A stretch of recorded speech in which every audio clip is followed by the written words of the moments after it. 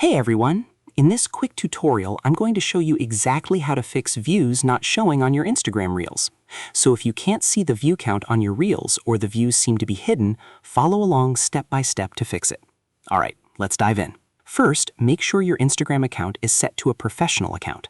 If you're using a personal account, you'll need to switch it to either a creator or business account.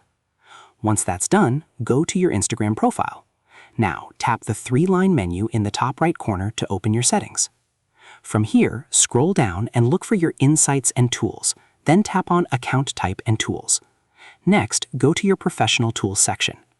Now, look for the option called Other and tap on it. From there, find View Counts on Profile and tap on it. You should now see the setting that controls whether your view counts are hidden. If the Hide View Counts option is turned on, simply disable it. This will allow the view counts on your Instagram Reels to appear on your profile again. And that's it.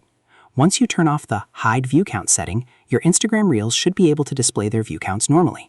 If this tutorial helped you, don't forget to like the video and subscribe for more Instagram tips and tricks.